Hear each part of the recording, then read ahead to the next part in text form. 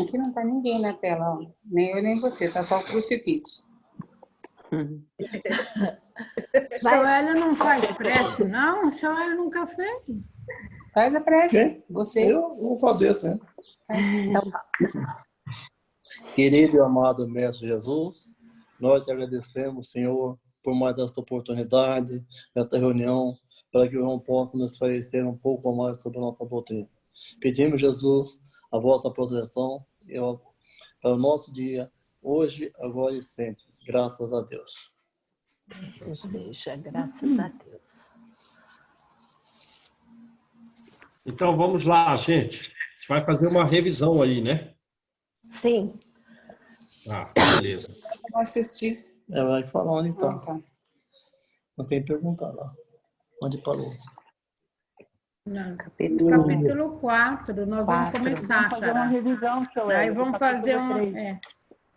Querem começar 59. quatro?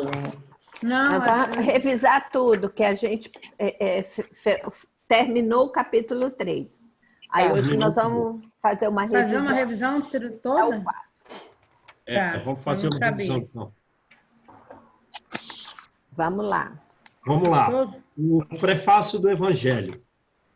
4 parágrafos que resumem a doutrina inteira de uma forma magnífica, como nenhum outro texto. Ele fala de uma forma poética, correto? Sim. Não. Não. Bom, Ele não é uma forma poética. quem disse sim, quem disse não? incisiva. Eu acho que a vida é um cotidiano, mas de forma poética. Não, mas eu acho que o prefácio fala de uma ordem do divino, Ah, né? do Uma ordem prefácio. de Deus. Ele Do traz as prefácio. verdades. Isso. Exatamente, não tem nada de Do poético. prefácio. Não tem nada. Isso aqui é a visão real do Espírito da Verdade. Ele houve um comando, né? E por esse comando, os espíritos, que eles são muito virtuosos, eles deram a volta no planeta inteiro. Para quê? Para trazer, para que nós possamos entender as mensagens que necessitamos, né? De elevação, ouvir as trombetas que ressoam, amai-vos uns aos outros e fazer as vontades do Pai. E avisar que são chegados os tempos. Isso. Né? Então, ele vem abrir nossos olhos, certo? Abrir nossos olhos.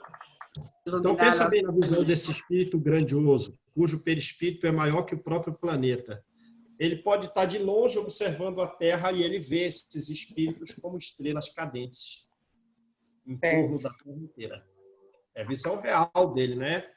Não é poético fictício, não. Né? Então, eles vêm trazer a verdade. Né? Chegou o tempo de uma maturidade do homem que tem que restabelecer a verdade, eliminar a ignorância, as trevas. Por que tem que confundir os orgulhosos? Eles vão, os orgulhosos, todos nós, né? Iremos diante dos fatos, a gente vê, por exemplo, agora. Quem é que não se voltou para Deus agora e viu que tudo que tinha como verdade é uma ilusão, né? Dinheiro, a vida pode ser perdida num instante. Quem comanda tudo é Deus. Então, confunde o orgulhoso, porque ele acha que ele é que sabe tudo e ele que é o dono da verdade. E não é. Perfeito. Então, o orgulhoso ele tem que estar confuso, porque antes ele estava certo. Mas ele estava certo da coisa errada. Exatamente. Certo?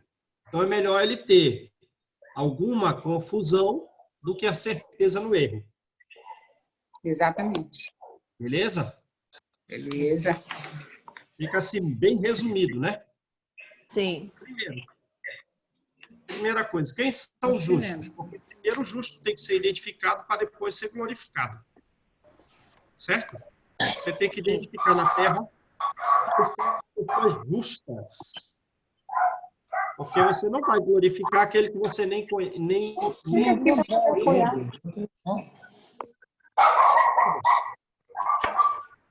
Então, vamos lá. Quem que são justos na Terra? São os que entendem a verdade, né? E fazem a verdade, fazem a vontade de Deus. E cadê esse pessoal? São os mais humildes, aqueles bem anônimos, ninguém nem sabe, sofredores da terra. Exatamente. Exatamente.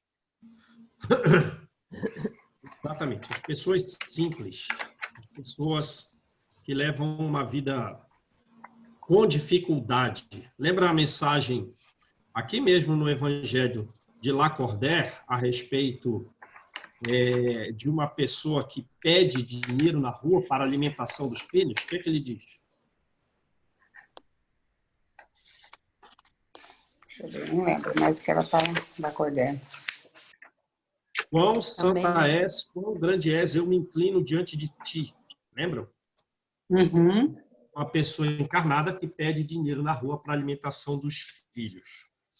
Ou vamos lembrar do livro Nos Domínios da Mediunidade, aquela mãe de família que ela é empregada doméstica na casa dela. O marido, ele está numa cadeira de roda, lembram? Na cama, né?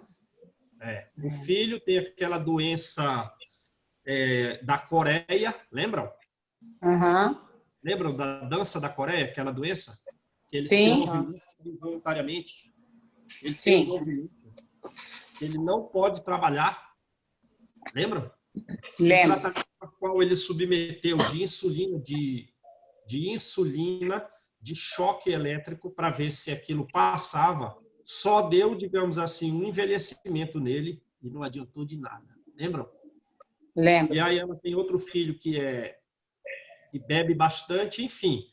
É só ela, numa tarefa gloriosa de sustentar e auxiliar a evolução de alguns espíritos com bastante dificuldade naquela fase, lembra?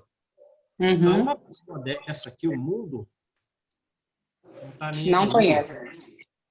Chega no emprego dela, não é bem tratada, ninguém conhece essa pessoa. Essas pessoas têm que ser glorificadas. Mas para a gente glorificar alguém, a gente tem que entender a razão pela qual a pessoa é glorificada. Ou seja, a gente tem que ter verdades sobre a vida que a gente hoje em dia não possui. Beleza? Sim. Quem são os mais evoluídos? As grandes vozes do céu ou os anjos? As grandes vozes do céu. As grandes vozes do céu, certo?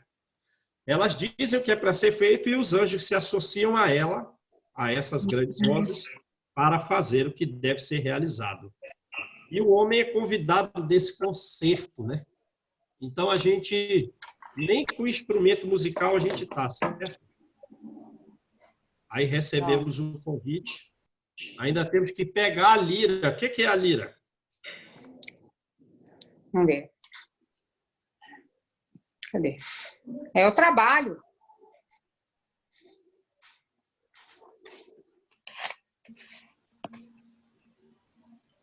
E aí, gente? É o trabalho?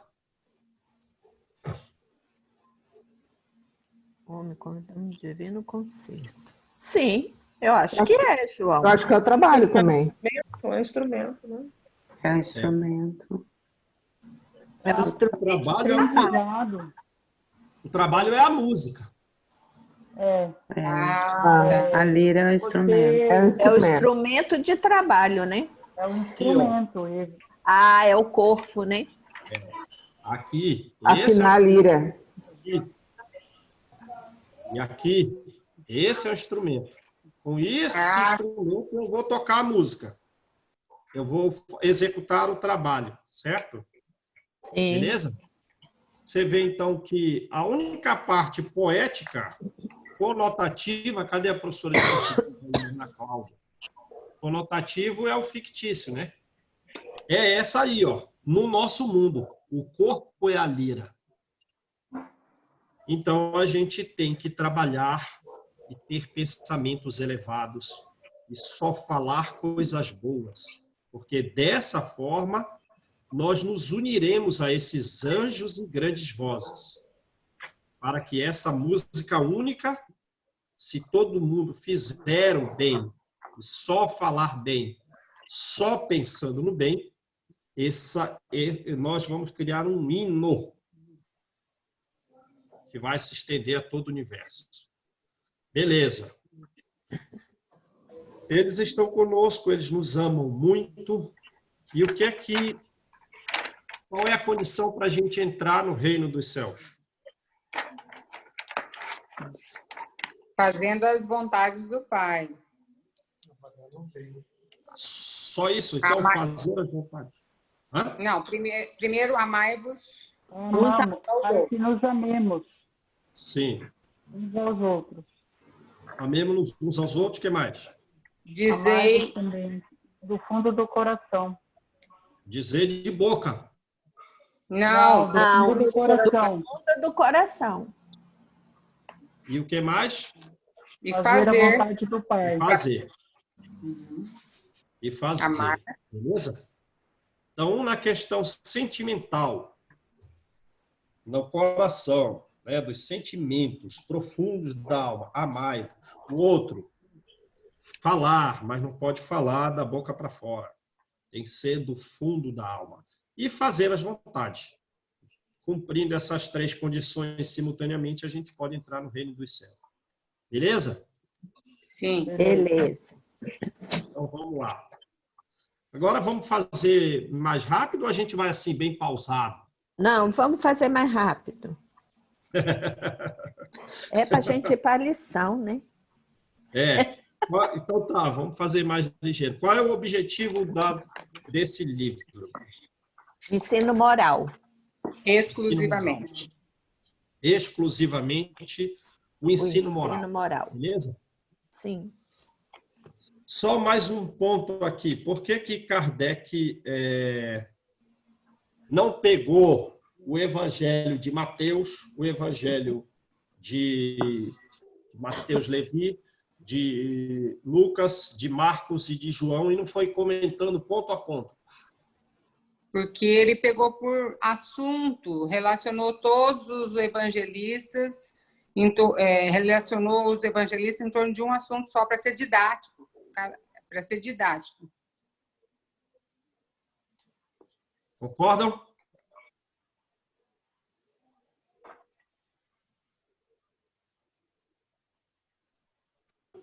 Você acabou, né? Concordo. Concordo com a Deise. E sim, a Deise está na direção certa, mas o que mais? Acrescenta mais.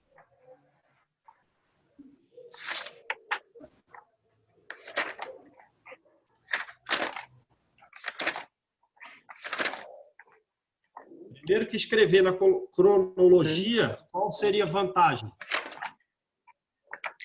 Porque aí os assuntos primeiros serviriam de base para os outros. Sim, isso também é uma verdade. Ora, não vai ter uma utilidade você escrever na cronologia da coisa. A coisa mais importante é colocar o ensino moral ao alcance de todo mundo, certo? Certo. Primeira coisa é colocar ao alcance de todo mundo. Explicar o que está obscuro, né? Para que nós desdobremos observando as consequências, de forma que a gente possa aplicar o ensino moral nas diversas situações da nossa vida. É isso que interessa. Percebe, Kardec? Sim. Ele quer colocar ao alcance de todos, explicar as coisas obscuras, ele quer desdobrar consequências para que nós apliquemos o ensino moral diante de todas as situações da nossa vida. Beleza? Qual é a autoridade da doutrina espírita? Qual é a sua força? É um código É de... universalidade dos ensinos espontaneamente dada pelos Espíritos. Controle universal. Isso. Isso aí. Essa é a única garantia séria, a força séria. Revelações espontâneas dadas por intermédio de alguns médiuns. Muitos. Não, muito. Médiuns. Se conhecem. Mais de 1.000 cientistas. Não se conhece e foram dadas mais de 1.000 mensagens, né? Uhum. Certo, beleza. Tudo lá pela França. Não, o mundo todo. Diversos países, no mundo todo. Diversos países. Beleza. Então tá. Notícias históricas. Por que a gente tem que estudar o significado dessas palavras aí?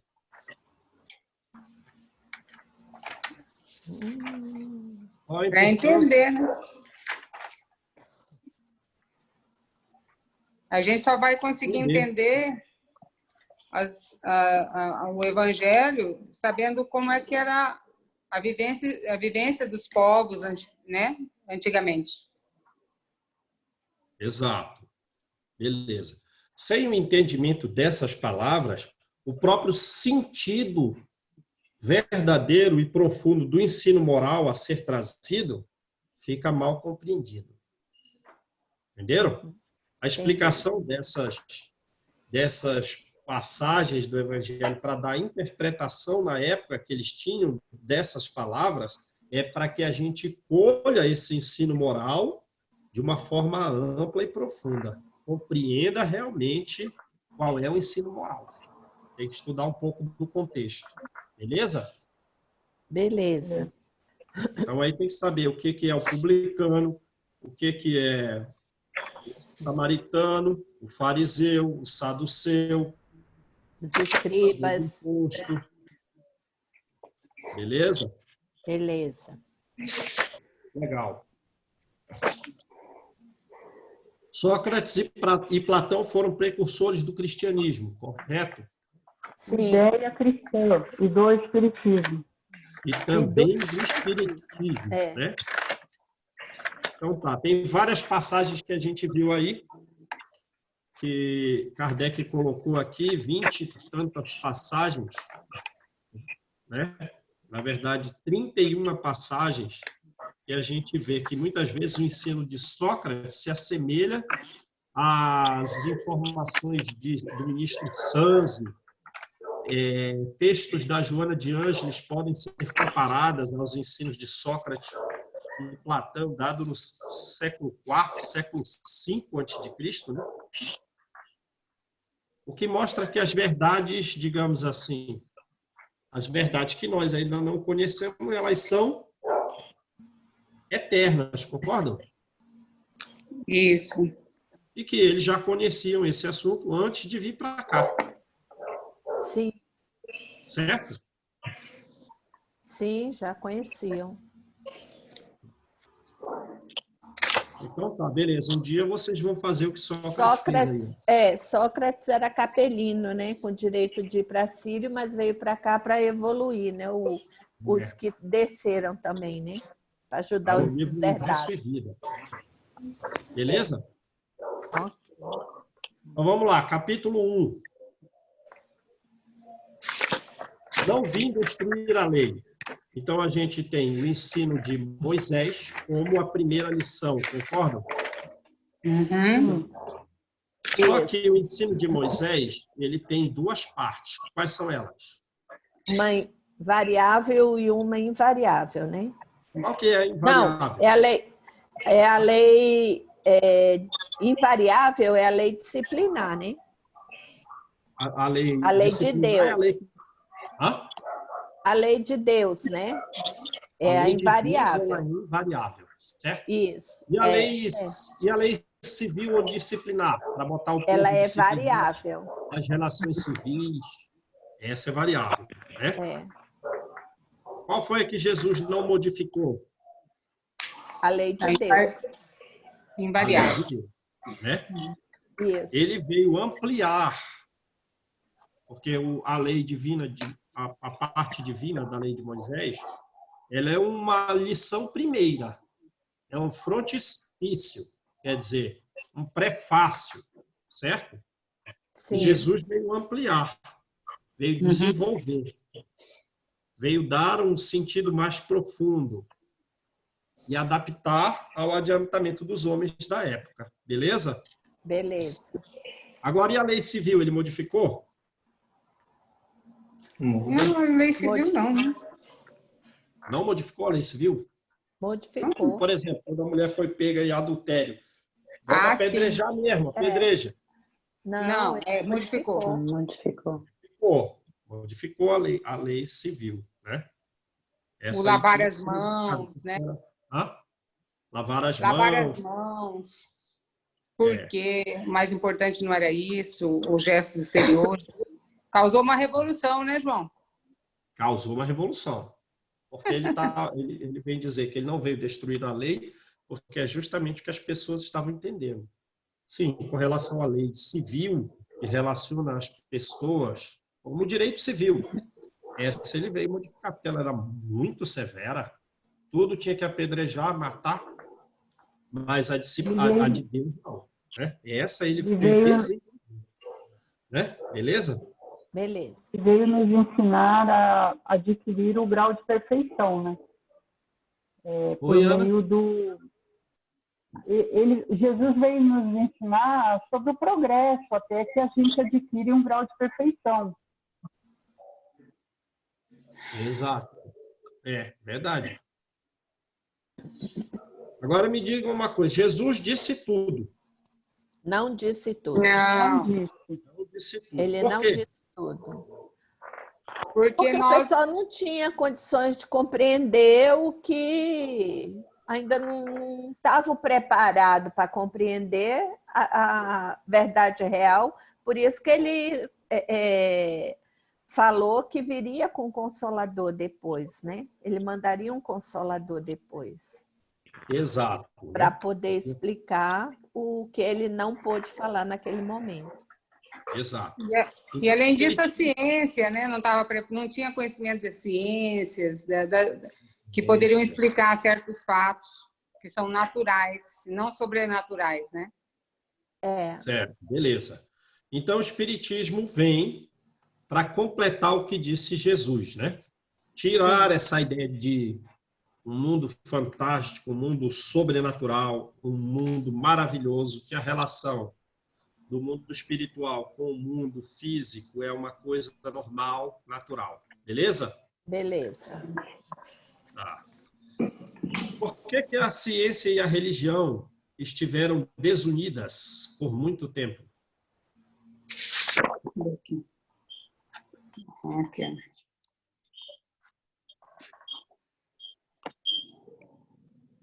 Esse prof está perdido hoje. É porque, João, a ciência não aceitava Deus, né? A existência de Deus. Por isso estavam desunidas. E a religião aceitava a ciência? Também não. Também não. Né? Ambas não então, era uma observação limitada de ambos os grupos. Né? Isso. Um excesso de exclusivismo de cada um deles, certo? Exatamente. Só eu conheço, só eu sei das coisas, beleza? Então, houve a necessidade de que, digamos assim, houvesse um traço de união entre a ciência e a religião. Esse traço de união veio com quem? Do conhecimento das leis do mundo espiritual, né? Perfeito. Conhecimento das leis do mundo espiritual e desse mundo espiritual, a relação dele com o mundo físico. Então, o Espiritismo, fazendo esse traço de união entre a ciência e a religião, fará com que essas duas alavancas, que têm a mesma origem em Deus, realmente se unam para o benefício da humanidade, certo? Sim. Então, vamos lá. Emmanuel fala, João, que em qual prefácio, você que sabe, na sua memória avantajada, né? fala nos domínios da mediunidade que ele fala que a ciência, que a ciência vai ser iluminada pela religião. Nos prefácios do Domínios da Mediunidade, ele faz um contexto histórico muito bonito, desde lá de Demócrito, a respeito do átomo, né, como elemento único formador de toda a matéria. E aí ele vai dizer que, apesar dele ter dito isso lá pelo século V a.C., que, digamos assim, a ciência, né, todo mundo seguiu com a ideia de Aristóteles até o século XIX com Dalton. Né? A ideia de Aristóteles é os 4 elementos formadores de tudo: fogo, água, terra e ar. Ou com as ideias da alquimia: enxofre, sal e mercúrio. Só depois do século XIX, imagina a coisa, surgiu Dalton para repetir o que Demócrito já tinha dito. Então, 2 milênios, digamos, basicamente, na ideia da alquimia antiga ou na hipótese aristotélica de 4 elementos formadores de tudo. Vê que coisa? Então, a ciência, digamos assim, estava perdida. Então, era esse mundo fantástico aí. Aí, depois dele, de Dalton, veio as informações. Aí eu posso falar um monte de nome de cientista aqui. Roentgen, Casal Curie, Rutherford. Enfim, aí depois, realmente, isso você está falando, né? A Terra inteira se tornou um feixe de energias, de raios, e o corpo humano também é só uma energia concentrada. E é que essas verdades religiosas vão surgir dos templos de ciência. Ele chama os templos de ciência, as verdades religiosas vão surgir de lá. Os matemáticos, dos químicos, dos físicos, eles vão falar de mediunidade. Isso aí é uma coisa muito interessante. Muito, João, de certa forma, a gente já até está vendo isso, assim, ainda na nuance, mas com esse vírus, porque a ciência agiu rápido, porque daí a gente tira os interesses políticos, ainda existe, né? Mas a gente vê que a ciência agiu rápido, e em nenhum momento ela isolou a oração, a religiosidade das pessoas, porque até ao contrário, elas achavam que quanto mais a religiosidade tinha, quanto mais fé tinha, mais, de certa forma, melhorava mais rápido as pessoas e também a imunidade dela, né, pela fé. Então, hoje, isso aí aconteceu bem rápido. Agora, você calcula daqui uns tempos ainda que nós vamos estar mesmo com tudo isso aberto, né? Essa crença mais aberta, as coisas mais compreendidas. É verdade. Vai progredir muito mais rápido agora, né? Bom, a instrução dos espíritos, no capítulo 1, são 3. No espírito israelita, né, ele vem falar da história da moral no mundo, desde Moisés, né, e do povo hebreu, que sofria bastante para provar aos outros povos, para impressionar os outros homens, de forma que eles pudessem revelar o monoteísmo, certo? Certo. Aí depois ele vai falar do Cristo, que trouxe a moral mais pura, e que agora são chegados os tempos de complementar essa moral do Cristo, desenvolver essa moral cristã, para que a gente siga realmente nesse progresso das finalidades divinas, como disse a Deise aí, beleza? Então, essa primeira mensagem do espírito israelita é o histórico da evolução moral na raça humana, desde lá de Moisés. Beleza. A outra mensagem é a mensagem de Fênelon, né? É assim que fala, Fênelon? Eu falava Fênelon e alguém me mandou falar fechado. Bom, Fênelon veio dizer que o dia que Jesus veio à Terra foi o dia em que a humanidade viu a luz, viu, né, a verdade no meio da escuridão. Depois que a verdade foi embora, o homem ficou entre sombra e luz, ao se alternando entre sombra e luz. Agora, com o Espiritismo, ele vem nos convocar a que cada um de nós faça a sua parte, cada um de nós faça a sua tarefa. E sejamos como São Bernardos, certo? Isso.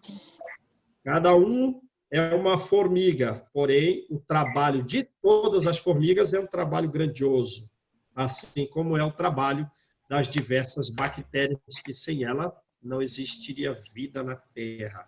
E que também nosso trabalho coletivo seja um grandioso trabalho. E nós nos tornemos como os São Bernardos. São Bernardo foi o religioso do século XII, né? Que ele chamou as pessoas para participar de uma cruzada. E Fênelon também nos chama para essa nova cruzada da paz. Beleza? Sim. Beleza. De falar do espiritismo cá, aqui e acolá. E também tem a mensagem de Erasto, que vem falar, porque lá na frente, naturalmente, já vai ter várias mensagens de Santo Agostinho, como a gente já viu no capítulo 3, né? E Santo Agostinho vem... Então, Erasto vem nos alertar que Santo Agostinho é um dos que divulga o espiritismo para todo lado. Quem já chamou Santo Agostinho? Parece distante para nós, né? Os espíritos chamam Santo Agostinho, né? Certo? E ele fala um pouco da vida do Santo Agostinho, que ele foi arrancado do paganismo e da impiedade mais profunda, né? Como foi só Santo Agostinho que levou uma vida juvenil desregrada, certo? Não, Não. todos nós. Todos nós levamos. Pois é, então é isso aí. Então, e ele fala também que Santo Agostinho, quando a mãe dele faleceu, ele já estava fazendo uma previsão a respeito da comunicabilidade dos espíritos, né?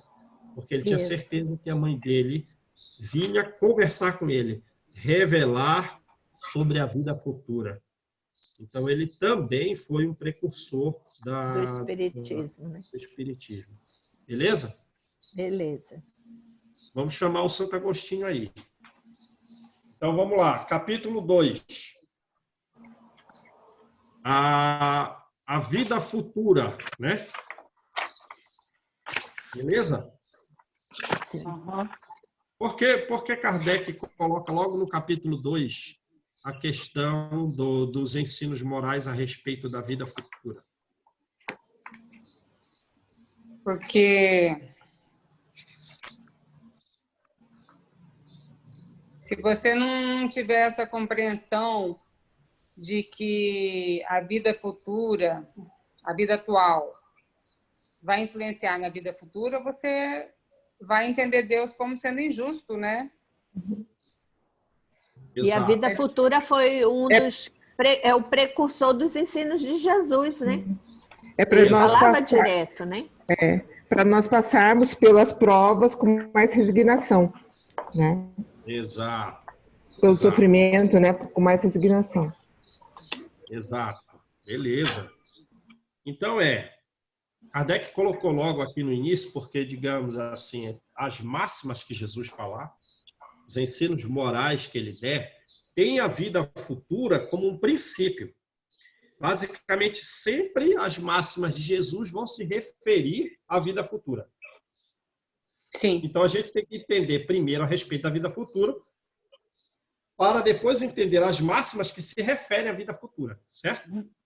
Isso. E outra, a gente tem que levar a vida atual, como todos disseram aí, tendo essa vida futura por uma meta, né? Tem que ser um objetivo, uma preocupação contínua nossa, de quando nós formos nos relacionar com os outros, essa preocupação com a vida futura. Beleza? Beleza. Isso significa que a gente tem que esquecer a vida terrena. Não. Temos que viver. Tem que viver a vida exatamente para poder não fugir do que a gente tem que fazer aqui.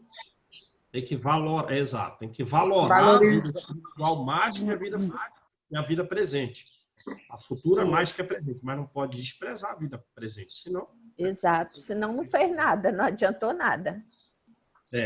Ué, mas Jesus, ele não tinha uma coroa na terra, qual que é a realeza dele? É o mundo espiritual, é a vida, o mundo espiritual, né? Por que que ele é, de alguma forma, considerado rei aqui, se ele não era parente de Herodes? Se ele não era da família Juliana? Era um poder temporal. Dele não era Pelo temporal. mérito pessoal, né, João? No mérito pessoal, né? E todo mundo lá na época já aceitou essa realeza de Jesus, digamos, né? Porque ele dominou o século, porque ele influiu no progresso humano. Não aceitaram, não.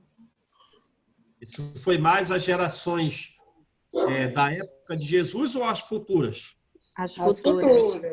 As futuras. Beleza? Então, nesse sentido, pelo mérito pessoal, pela influência que ele fez no progresso da humanidade, que ele é considerado rei. Mas nós só conseguimos admirar essa realeza oriunda do mérito pessoal de Jesus por agora. E cada vez mais a gente vai valorar de forma mais refinada, de forma mais elevada, essa realeza de Jesus. Deu para entender? Sim. Beleza. Qual é a diferença entre... A G já falou aí alguma coisa, mas vamos ver. Qual é a diferença entre eu levar a vida colocando o meu ponto de vista? O importante é a vida futura. O importante é, tomara que eu tenha que levar a vida atual de forma que eu vá para nosso lar. Ou o outro ponto de vista. Não, eu tenho que me preocupar aqui com aquisições de bens. Eu tenho que me preocupar aqui com as questões da matéria. Qual é a diferença?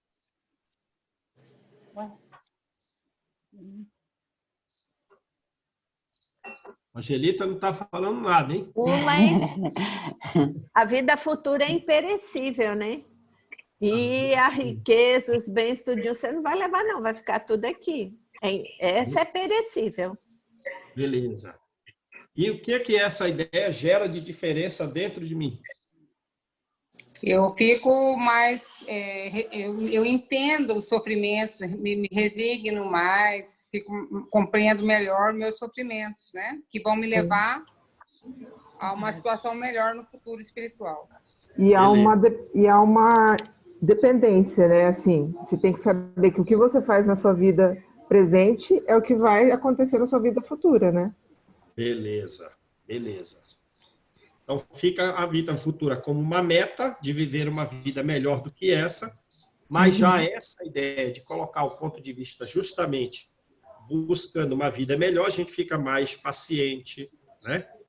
Os incidentes da vida geram menos efeitos, né? Mais resignado. De ser assustadora, certo? Fica mais, digamos, as dificuldades da vida. A gente leva com mais indiferença, com mais calma, correto? Sim. E o que coloca o ponto de vista na vida atual? Fé inabalável? Não. Eu acredito que seja esse pensamento da vida futura, né? Essa é um ponto de vista, você fazer o melhor agora para que haja um melhoramento lá na frente. Aquele que coloca o ponto de vista na vida atual, ele vai sofrer mais, né, João? Ele vai se rebelar. Uma dor, uma mágoa muito acentuada, né? Qualquer dificuldade, qualquer ambição não satisfeita, o que ele considera uma injustiça, gera um tormento imenso. Leva uma vida de uma angústia perpétua, correto? Isso. Correto. Beleza. E o espiritismo... pois não. Alguém falar algo? Assim, ó, que eu percebo assim, ó, o estudo e a caridade, no presente, hoje, é o nosso fardo leve, porque eu já sinto no presente que a caridade, o estudo e a fé esclarecida, ela está nos tornando um futuro mais leve, mais claro, com entendimento. Então, o presente de agora, como ela disse, é um fardo leve, é um entendimento melhor, né? O próprio espírito já está se reformando, já está buscando o caminho da luz e da verdade. Verdade, verdade. Me diga uma coisa aqui. Pergunta de seleção geral agora, hein? Por que o Espiritismo mostra que nós devemos ser fraternos uns com os outros? Por que ele dá uma razão para que os seres humanos sejam fraternos uns com os outros? Todos nós, toda a humanidade seja fraterna. Eu acho que seria porque ele é a porta da libertação, né? Onde vai mostrar para a gente o caminho que realmente a gente tem que passar. Seria isso? Porque mostra a solidariedade. Nós não fazemos nada, nós não evoluímos sem o auxílio do próximo. Então, essa lei de solidariedade liga todos nós, tanto nesse plano físico quanto no plano espiritual. Então, não tem como evoluir, crescer sozinho. Porque também essa... Ele é um elo, né? Ele é um elo que junta todos nós, que todos nós estamos unidos. Perfeito, verdade. Passou um animal ali. Estudando, hein? Que legal, hein? Então, vamos lá. Instrução dos espíritos. Só tem... Hã? O amor do Cristo, que nos ensinou que o caminho e a luz é a caridade. Sem ela não há salvação. Então, amor pelo próximo é a salvação. É, verdade. Alguém travou aí, a Ana. Não, eu vim atender aqui, peraí. Pronto. Então, vamos lá. É isso aí. Então, o Espiritismo mostra, como falou a Deise, a solidariedade entre todos os seres, certo? As pessoas que vivem hoje conosco, muito provavelmente, elas já viveram conosco. E nós todos ganhamos com os esforços uns dos outros. A lâmpada elétrica está aqui, todos devemos isso a Thomas Edison. Se não é um tal de Efraim, que nem ficou basicamente registrado nos livros históricos, se ele não leva Estevão de Jope até Jerusalém, o cristianismo ia estar atrasado no mundo, por consequência o espiritismo. Talvez não tivéssemos estudado Kardec. Não percebe a solidariedade que existe entre cada um de nós? Cada ato bom nosso vai registrar depois de um tempo em benefício para todo mundo. Então, vamos lá. Essa instrução dos espíritos é só uma nesse capítulo. Quem é atrás? Uma realeza. Uma rainha da França. Rainha. E o que ela fala? Alguém que teve uma coroa temporária, né? Alguém que teve uma coroa temporária. Orgulhosa, não? Sim. Muito.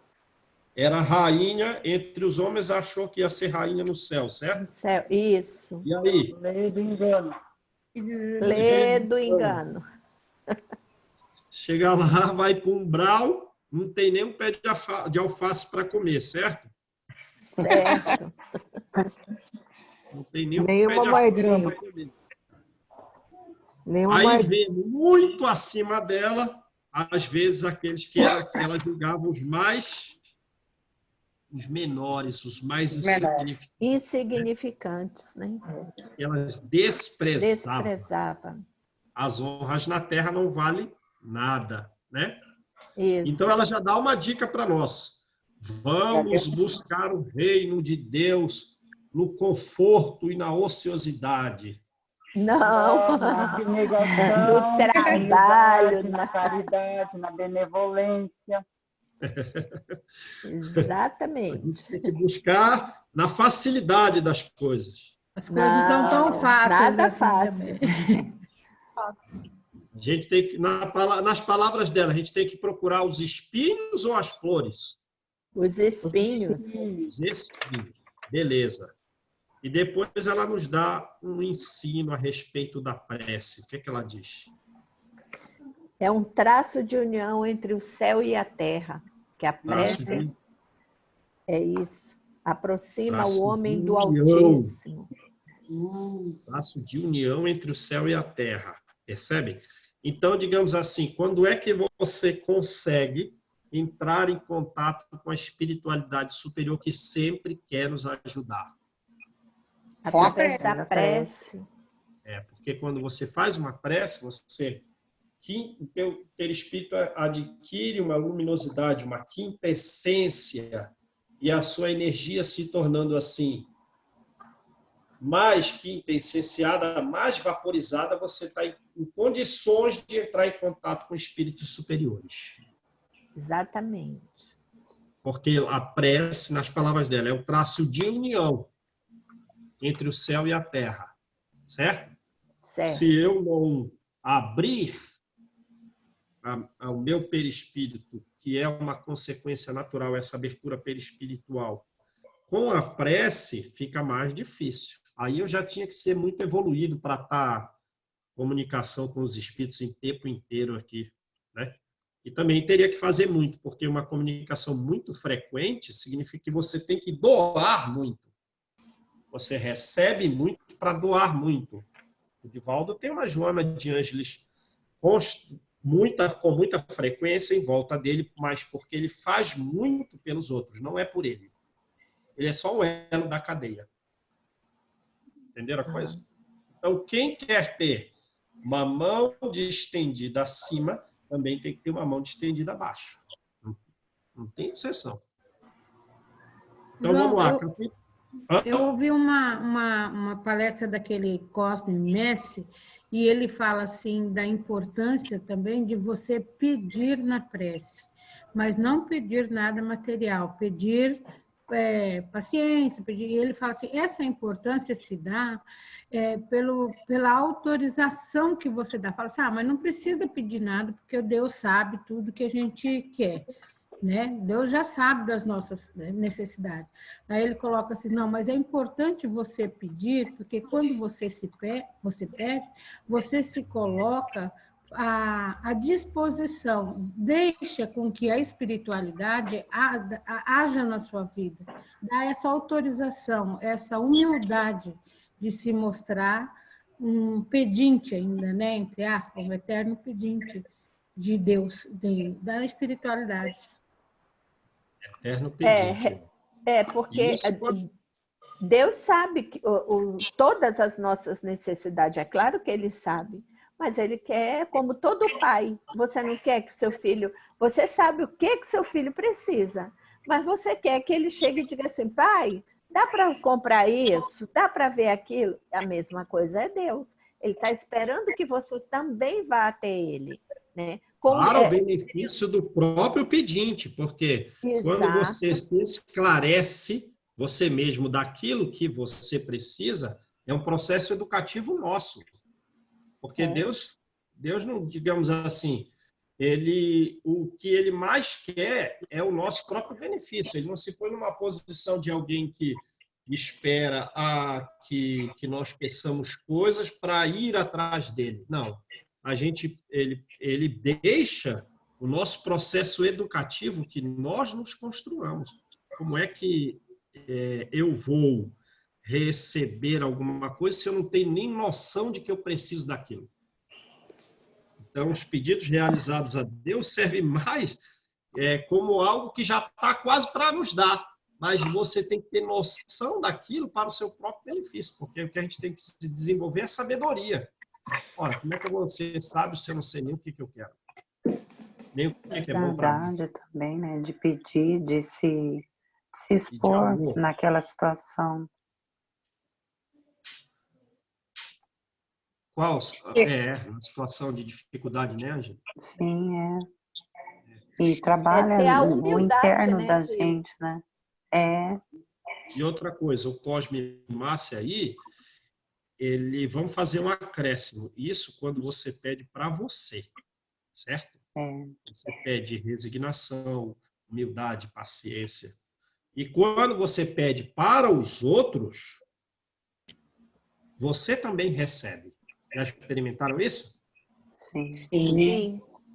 Uma pessoa querida sua, você vê que ela está com uma certa angústia. Você ora por ela, para que ela receba isso, receba aquilo, a resignação, a paciência, equilíbrio para prosseguir.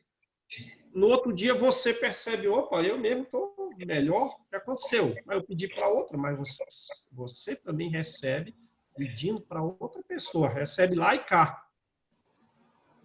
Não, beleza isso? Resposta, o quanto é gratificante quando a pessoa fala para você, olha, eu falei com você, você orou por mim e eu melhorei.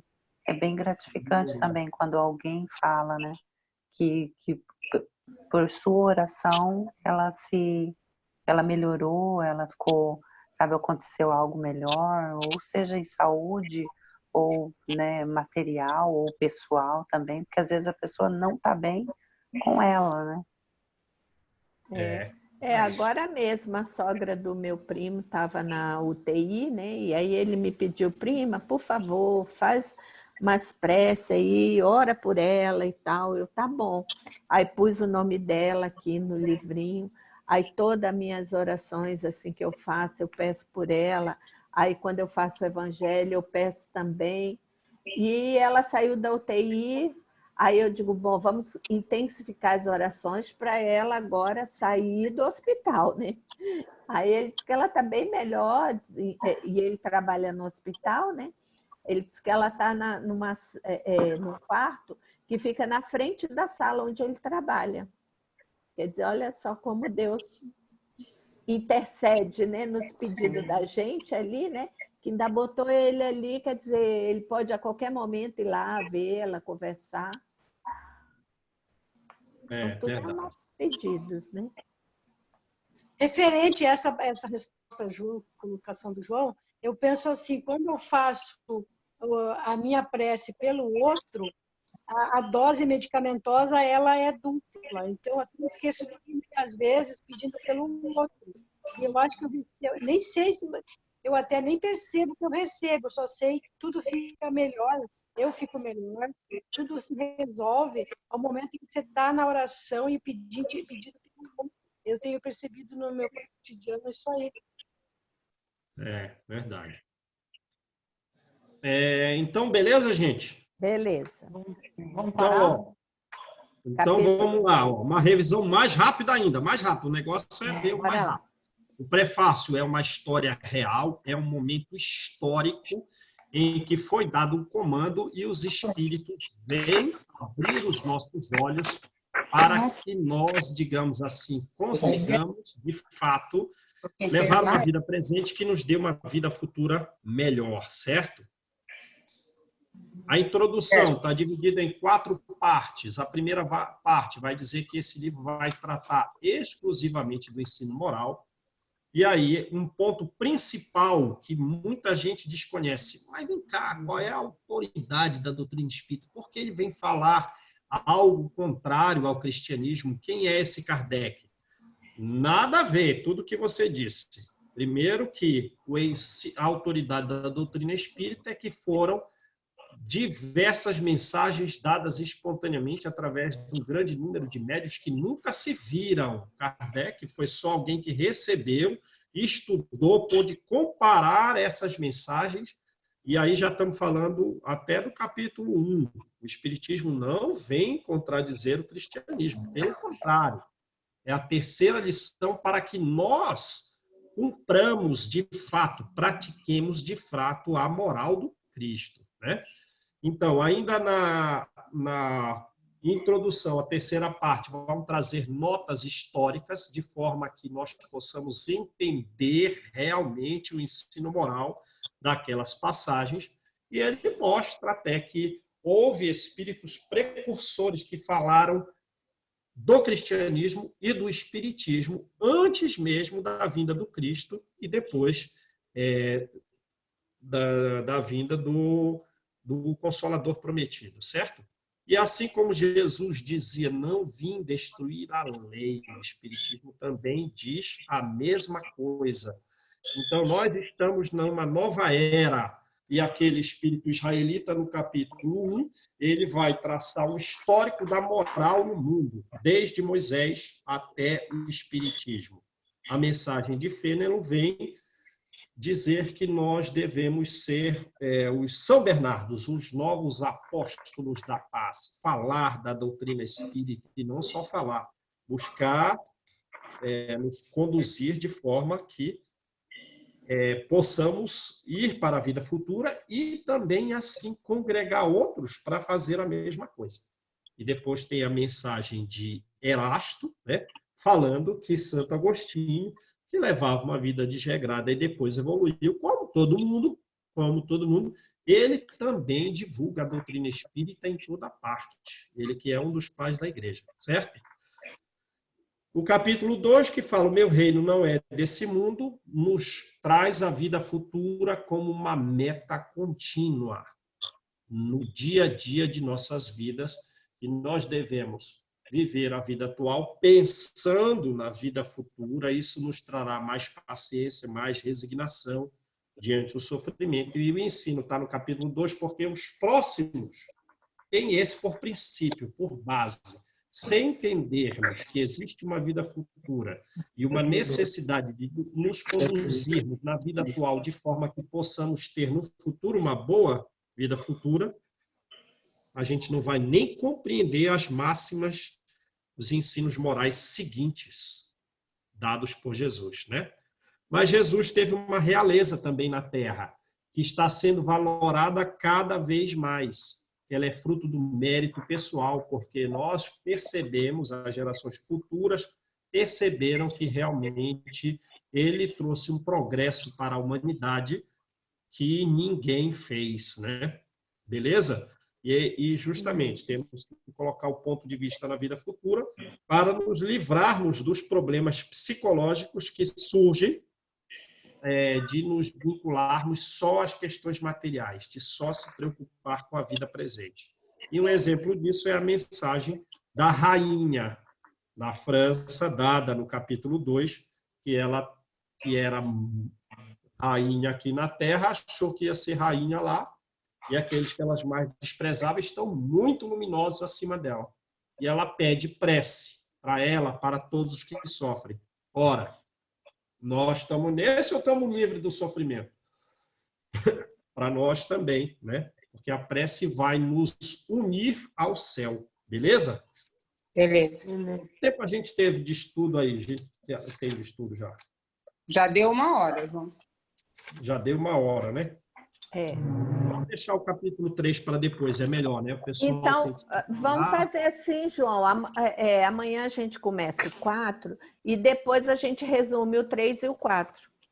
Beleza. Perfeito. Né? Boa ideia. Pode. Vamos?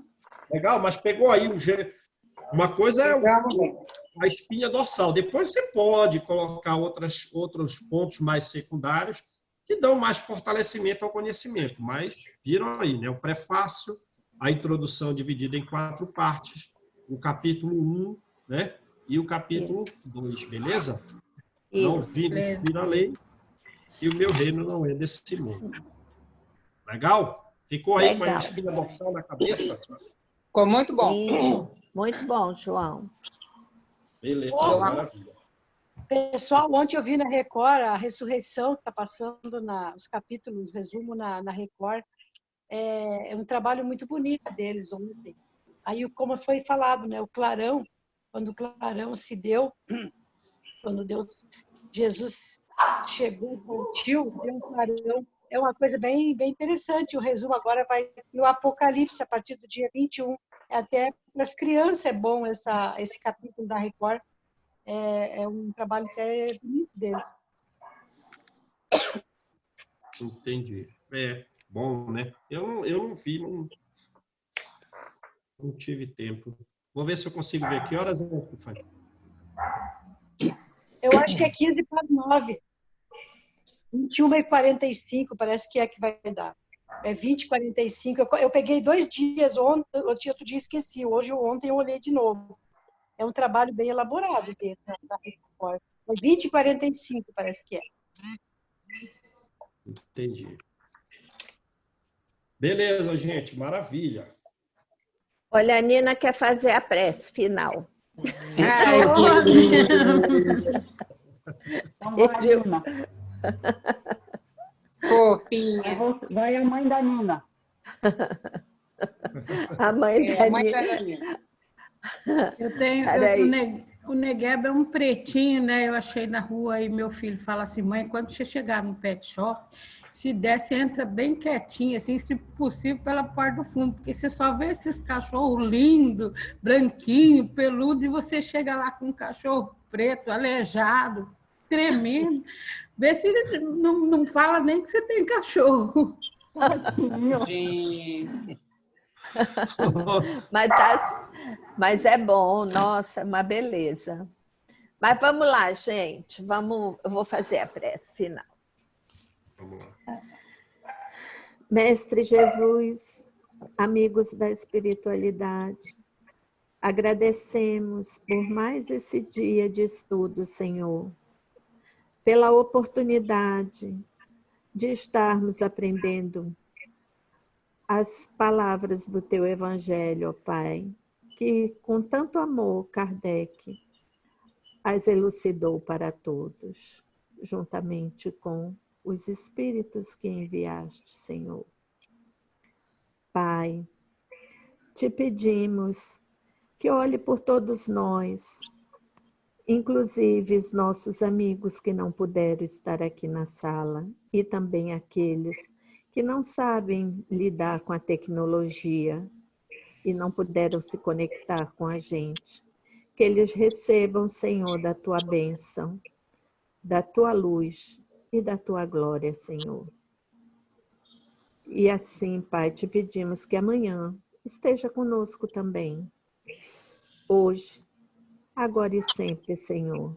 Que assim seja. Graças a Deus. Graças a Deus. Tchau, pessoal. Até amanhã. Tchau, pessoal. Tchau. Até amanhã. Tchau, Julinha. Valeu.